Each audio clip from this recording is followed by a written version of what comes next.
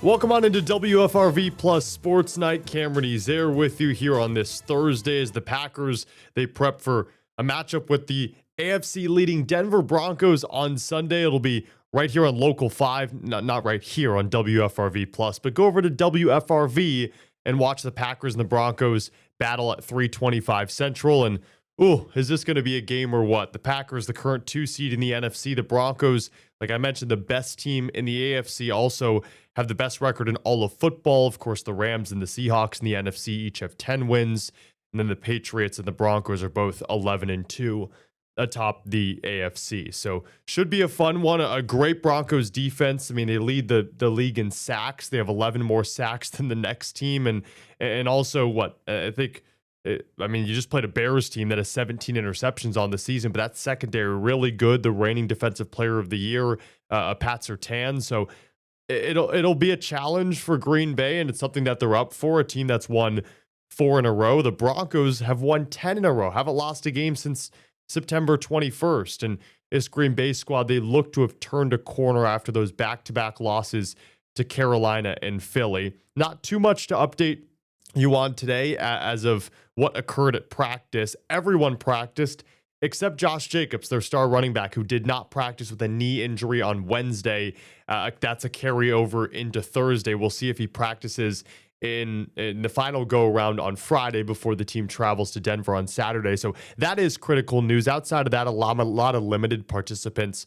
We expected that. Lucas Van Ness still at practice, Matthew Golden, Savion Williams. So the fact that they're getting a majority of those guys back, or at least it seems to be trending that way. Brenton Cox off IR, Marshawn Lloyd off IR, Colin Oliver was even out there, their draft pick from this year who hasn't played. He's been on injured reserve all season. So we'll see what happens come Saturday and early Sunday in terms of news of who is returning. But it seems like the Packers are getting healthy at the right time, which can only bode well for this Green Bay squad. Now, we talked to Matt LaFleur earlier in the morning, and here's the head coach on everything you need to know ahead of this matchup with Denver and an update on Josh Jacobs. Morning. Was Josh yesterday just give him a little bit of rest on the knee? You could say that. I mean, he's been battling through it, so, and then more than likely he will not be out there today either, so we'll see how he's feeling tomorrow and then kind of go from there.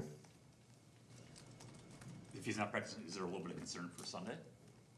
I think anytime the guy doesn't practice, there's always concern. So we'll see. He's been battling through. It's not, I mean, he is doing everything in his power to get ready to go. How did Lucas look yesterday? Goodness. He looked good. So we'll see how he responds today and give him a little bit more and see where he's at. Do they kind of feel like he's over the hump now, or is it still questionable? I think it's very questionable at this point. With Ryan at center, Belton's last few games at guard, Banks at left guard, do you see some cohesion continuing to build along the interior? Yeah, I'd say so. I think absolutely. I think it's, the more time those guys are going out there, getting those reps together, whether it's in game or in practice, I think it's beneficial. And they got a great test in front of them, so we need them to be at their best, no doubt about it. Yeah, just going to ask about that stuff with Zach Allen. What makes him so good? And obviously you had a similar guy with Devontae. What does it do to challenge you when you have interior pressure like that? Well, I think when you combine that with their edges and just the style of play that they bring in terms of just all the different pressures, Zach is a guy that can win quickly inside. I think he's got over 50 some odd pressures on the season, 51 or something like that. So to get that inside-outside combination is a big-time challenge because somebody's getting a one-on-one somewhere. There's a story out today that teams are bringing in a 6 offensive lineman more this season than in the last 8 or 9 years. You started doing it, I thought, as a response to after Kraft went down. Have you noticed this trend? Yeah, I mean, that's something that we see usually in the crossover games every week. that personnel grouping, whether it's 12, whether it's 11, it could be 22, 13T, just that extra tackle. And I think it's kind of a little bit the evolution of the tight end position in regards to a lot of these guys that are coming into this league are coming in as more receiver type, and you got to train them to get them where you want them to go as far as a blocker. And plus, it's dependent upon what type of team you're playing in terms of the personnel they have on the edge. I mean, sometimes those are some just not the best of matchups, so you got to combat that somehow, some way. And a lot of times it's with that extra tackle. What was the situation with Wicks and Golden last week? Were you expecting more than 11 snaps out of the two of them, or was that kind of? Well, yeah, I would say yes. However, I mean, Wicks was battling through all week. So anytime a guy's dinged up, you're really not quite sure what it's going to be. He went out there and it was bothering him. So he let us know, and then it wasn't like a situation where he couldn't go back in. It's just we were going to put him in if we absolutely needed him. And same with MG. Kind of going into that game, it was for more or less pass situations only, and just didn't need him as much as we may have thought going into the game. I think some of that was alleviated by having Bo go in there and taking some reps. So, but certainly guys that, we've seen what they can do. Both those guys do a great job and can impact the game in a very positive way for us. Can you get them healthy, still practicing, or, in a situation where they're still, I'm sure, putting stress on whatever they're doing? Yeah, I mean, that's why you're trying to, I'd say it's a moving target every day. It's going to be a little bit different in regards to how they're feeling and where they're at. I do think it was probably beneficial that they didn't have as many reps in the game to come out a little bit healthier, and I think they're feeling a little bit better this week. Was Bo with the receivers full-time yesterday? It looked like he had the white jersey on. You're very observant, Rob. I can tell the difference between green and white. That's You're about not colorblind? All right. Yeah, he was primarily there, but we were still, doing double duty a little bit. With Golden, obviously he's battling through injuries here for quite a spell. Now that you got your veteran receivers back, is it going to be a challenge to get him back going again, just with those kind of circumstances like that? Well, I think any time for young players, when you're away from it for a minute, yeah, I think there's a little bit, it's a little bit of a process, but he's a guy that we certainly feel really good about, and we need to make sure we get him into the game because he can impact the game. We all see what he can do as a receiver, and we got a lot of confidence in him. And I know he hasn't gotten probably as many opportunities as he'd like this year, and some of that is due to the fact that he has been a little bit banged up and been in and out a little bit. What's the early impressions of your new D tackles? Obviously, Riley played for you the other day, and Quentin practiced yesterday for you. Yeah, I think both those guys, they're different in regards to just their size and build and all that. Riley, I thought, went in there and did a really good job. He's a long guy, tall, big guy. And Bohanna he's a mountain of a man in regards to, he's a tough guy to move. So got both of those guys kind of integrated, and we'll see how they perform today in terms of their practices, and ultimately make a decision as we get closer in terms of who's going to get the bulk of the reps. Is it looking harder to get the three guys who are on IR back on the 53? Is there a chance in the next week or so? Yeah, I would absolutely say there's a chance. Those are conversations that Goody and I are constantly having. Ultimately, we're going to make the best decision for our football team. Matt, what's your relationship like with Sean Payton? Obviously, both you guys spent some time coaching in the NFC South. Yeah, I really, he's a guy that I totally respect. I've gotten to know him the longer I've been in the game. You know, he's done a hell of a job. Just look at his track record. Obviously, winning the Super Bowl in New Orleans, but I think it goes even before that. He's one of the best offensive minds in the game of football, and has been for a really long time. So he's a hell of a storyteller too. So you know, he is entertaining to be around. So I got a chance to talk to him a little bit last year when we went out and practiced versus them, and spent some time with them at some of these, whether it's the owners' meetings or whatnot. And you know, a guy that I just have a ton of respect for. And has a ton of respect of a lot of coaches in the league. Sean Payton, who has really been, and interesting, Matt LaFleur saying he's one of the best offensive minds in the NFL in terms of coaching, and many would consider Matt that in the current state of football. And, you know, when you think of great offensive coaches, guys that have not just led their team but been the play caller, Sean Payton is the creme de la creme, right? He's the cream of the crop. And Matt LaFleur, with what he has done leading the Packers over the last 6 years at this point, is just a reflection of what other coaches have done in terms of leading their team and calling the plays. So a lot of respect between those two guys.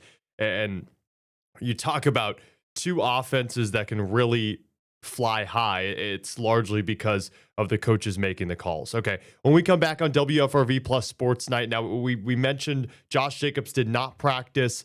Matt LaFleur confirming that he was not out there during the practice portion, but we did get to talk to Jacobs in the locker room, and you'll hear from number 8, the star running back, next on the show.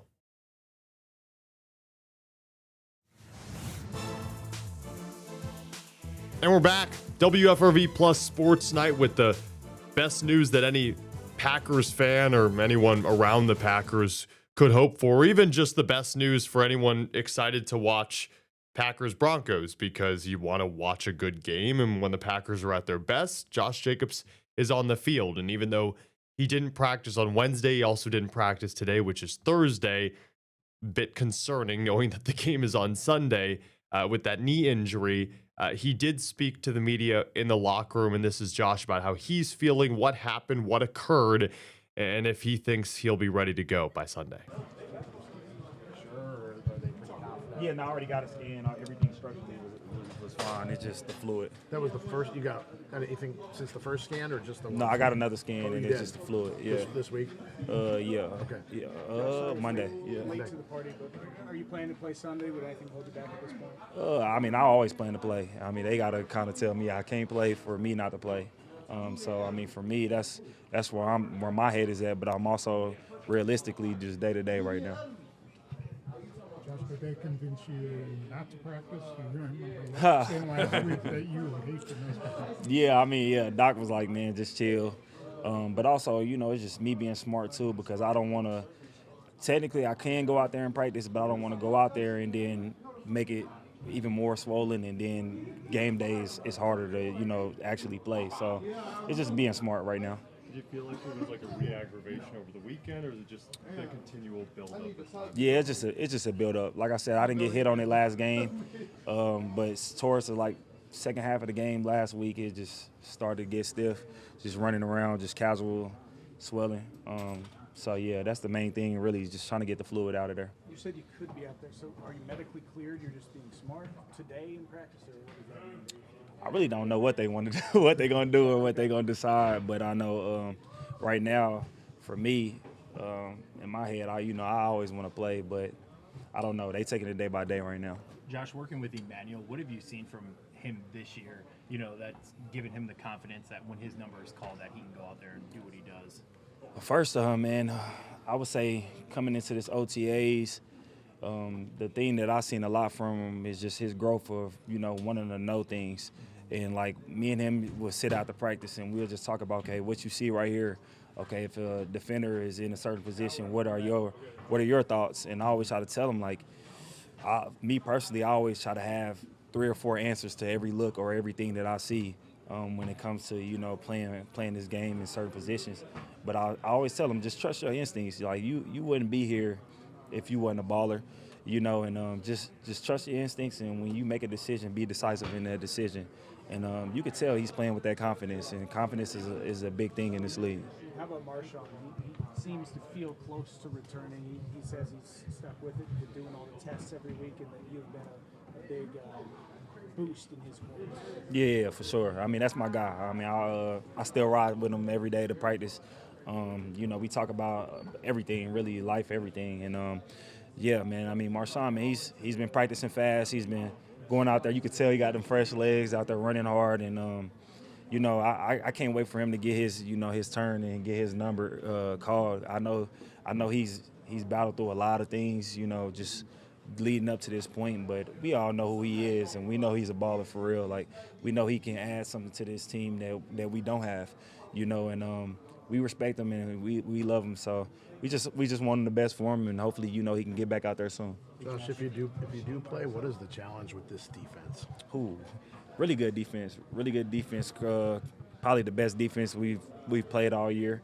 We're probably or even going to play all year, honestly, because a lot of turnovers. Front five is really good. Back end, probably the best corner in football. You got two really good safeties, and obviously the linebackers is pretty good too. So this is gonna be a real test for our offense, and really a real test for our team. They playing at a high level, and even in games where you think that they didn't play as great, they still find a way to win, and that's what the good teams tend to do. So I got the most respect for that team. Josh, you played your share of games in Denver in your career. Have you ever had any issues with the altitude out there? Yeah, you definitely do. But I was trying to tell the guys that because they was asking me the same thing. The thing that I've learned when it comes to Denver is you have to make sure you almost hitting your second win before the game starts. So go into the game, like, make sure that whatever you do in pregame, whatever your routine is or anything, you got to really get after it, because you kind of got to be tired, and so you can hit your second win. Because once you hit your second win, you good. But it's just that first little, 10, 15 minutes that kind of get people. Josh, has it been frustrating for you going through this, especially seeing where the offense is the right direction it's heading into, the run game's going?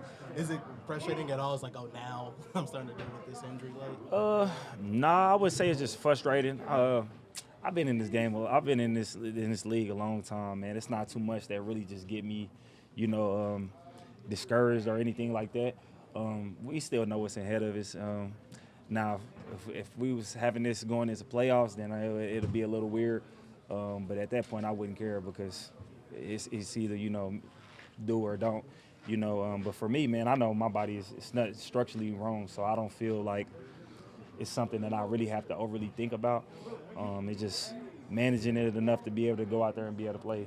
And with the way that I approach the game and the way that I view, when I step on them between them lines, it's a mentality that you kind of have to have. And for me, I know I'm going to be okay. Josh, when you got to that 21-yard run, when you broke the tackle, do you start to already have slowing there, or does it usually happen after the game? Yeah, no, I already had it by then.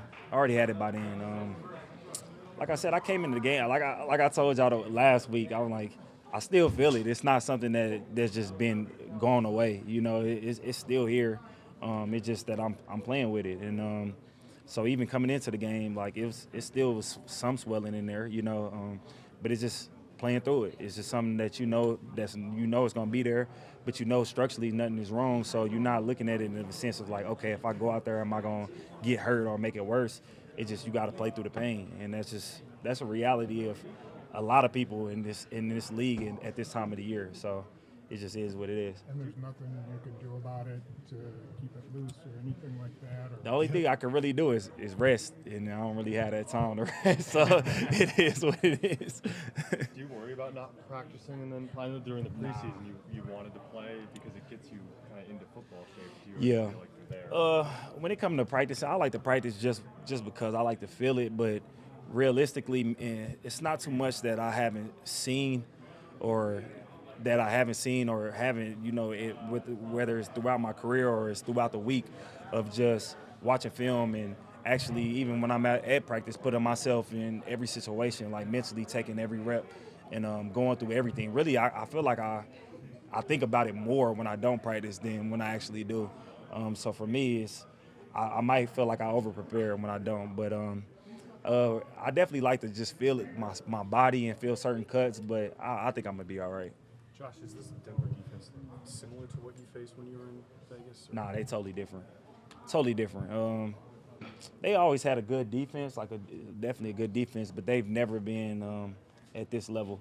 You know, the mentality that the defense has, the swarm, the turnovers, the everything, man. I mean, they like I said, they probably the best defense we gonna play all year. I mean, I have a lot of respect for what they're doing over there, and you love these type of games. It's gonna be a good, test to see where we at as an offense and give a lot of guys in here, a confidence boost if we have a good game. So it's gonna be fun. Josh, I know this defense is like so daunting. Everyone keeps saying it's amazing defense, but you guys are a pretty good offense. Yeah, sure. You guys pretty juiced up to like take on this challenge and maybe even beat a really good defense. For me, my funnest games is when we play against the best teams. And I can't really speak for everybody, but like me being the type of competitor that I am, it feels better. When you win against a team you should win. I mean, obviously you happy with the win, but when you win against a team that is really good, like it gives you that different type of energy. It gives you a different type of confidence. And with our offense, like you say, starting to hit at the right moments, towards the end of the year, it's gonna be fun. It's gonna be a good test for us. A great test against another great team, if you consider the Packers great at this juncture, which I think a lot of us would. They've won 4 straight. They've hit that stride. Jordan Love is playing some of his best football. All of his receivers are together for the first time this season. You think of Matthew Golden, Dontavian Wicks, Christian Watson, Romeo Dobbs. This team has so many wide receivers. Bo Melton's now, almost full-time wide receiver at this point, even though he says he's 50-50, but was out there in the white, offense jersey. But I'm trying to think if I'm forgetting anyone. Sometimes because the depth on this team is so nuclear, you often forget that who is on this team, right? Jaden Reed. Jaden Reed's the other one, right? Jaden Reed, Dontavian Wicks, Christian Watson, Romeo Dobbs, Matthew Golden, Bo Melton, Savion Williams, and you got your tight ends and Luke Musgrave, John Fitzpatrick, Josh Wiley. You name it, they got it. And I mean, our very own Carson Fowler is the one that asked the question, right? You can talk so much about how great and even historic this Broncos defense is and the pace that they're on. You can't discount the fact that this Packers squad has, gone on to, let's see, the last 4 games. I mean, against the Giants, they scored 27, which was their lucky number to open up the season. Against the Vikings, 23. That Lions game, they scored, against the Bears, they just scored 28. And the Lions, I know they went over 20 as well. Was it 31-24 if I'm not mistaken? Either way, I mean, this offense has really hit a groove after they only scored 13-7 against Carolina and Philadelphia. So a great offense against a great defense. And then on the opposite side, you can't forget this Packers defense, despite the rush defense being suspect at times. In that win over the Bears, yes, the Bears ran rampant most of the night, running for nearly 130 yards, but you can't forget they ran the ball over 30 times, didn't have a run over 10 yards, like a singular run. So this Packers team, they know how to limit the explosive plays, which I think will be huge against Denver. Okay, one final break here on WFRV Plus Sports Night. We'll wrap things up and get you your full recap preview. I'll give you everything that you need to know. Not recap, it's more so a preview, but we'll recap what happened during the week and get you ready for Packers Broncos right here. Not right here, but on CBS, WFRV, Local 5. That's next on the show.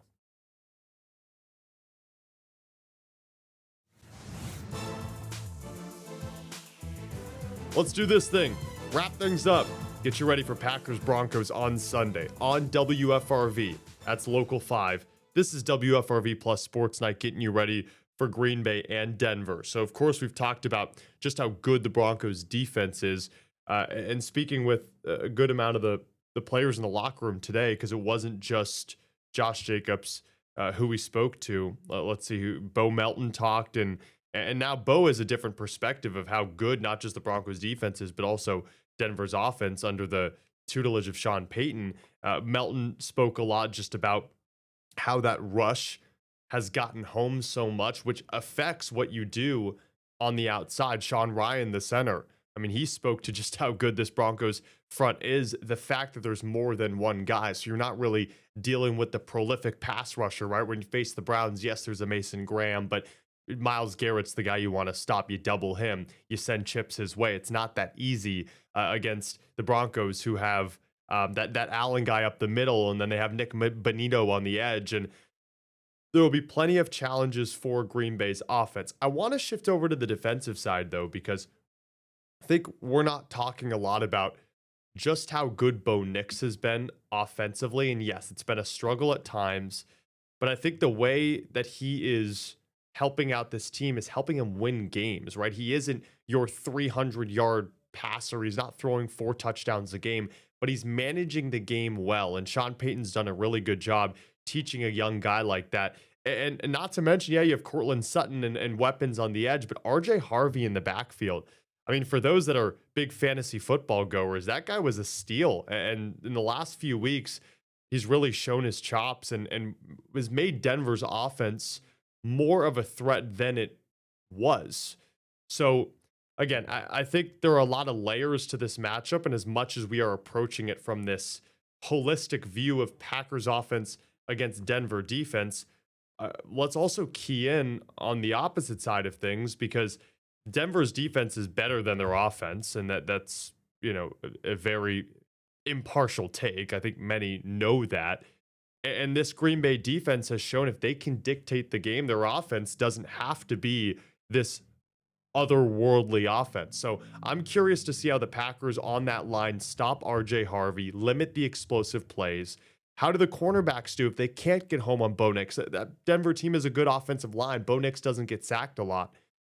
And you got Cortland Sutton running deep, and those cornerbacks and Keyshawn Nixon, Carrington Valentine, Nate Hobbs is back. They've shown that they can limit those top wide receivers, but Sutton, big dude. So again, I think it's going to be a very fascinating matchup and one of those rough and tumble games. And remember, the Packers have played 9 total games in the Mile High, and they've only won 1. That was back in 2007. So the elevation will matter. I think I was texting with someone, and they said that the elevation, playing football in the elevation, compares to going underwater trying to hold your breath with a 50-pound weight attached to you. Like that, there's a lot of factors on top of the fact that these are 2 really, really good teams with great units on both sides of the ball. So that'll do it for WFRV Plus Sports Night. Thanks so much for tuning in, enjoying the game on Local 5, Packers Broncos, 3:25 Central. I'll be in the Mile High, so that'll be a blast, and I can't wait to give you reports from Denver as they get ready to face the Pack. We will see you next week, and have a great weekend.